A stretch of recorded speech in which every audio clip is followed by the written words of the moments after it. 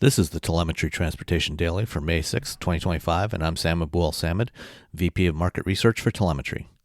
The term software-defined vehicle, or SDV, is relatively new, but we've been putting software in cars for 5 decades, starting with some early engine control systems and anti-lock brakes. Until this past decade, software enabled the functionality of the hardware and was tightly coupled to the electronics. The software that was in the vehicle when it left the factory typically remained unchanged until it went to a scrapyard years or decades later.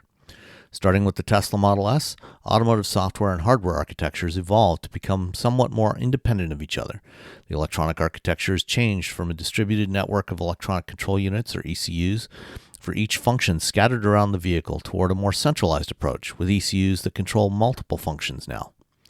That required a change in the approach to software with an abstraction layer that provides application programming interfaces, or APIs, to applications that like driving assist, propulsion management, braking, and every other function on the vehicle.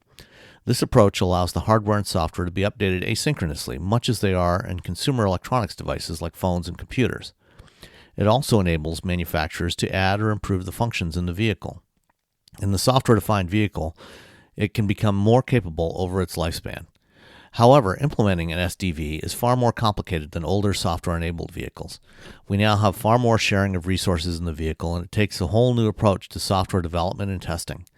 As automakers have taken more control of the software from their suppliers, most, including Volkswagen, Volvo, Ford, and others, have struggled with this, and GM is no exception. It had major software issues on its electric vehicles, starting with the launch of the Hummer EV that culminated in a stop sale order for several months on the Chevrolet Blazer EV. This led to the creation of a new software quality lab at its Warren, Michigan Tech Center. The Sloan Lab now has more than 300 test benches, with each including all the hardware and electronics for a complete vehicle configuration, with every combination in the lineup included. The underground lab even has AT&T and Verizon microcells so that they can test OTA software updates. Engineers can use these locally or remotely from anywhere in the world.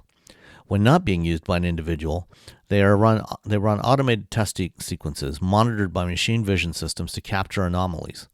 Since establishing the lab in late 2023, GM hasn't had any more Blazer-style issues yet, but there's still a long way to go to catch up with newer brands like Tesla and especially Chinese automakers. Read more about what GM is doing at the Autopian article linked in the show notes. Thanks for listening, and I'll be back tomorrow.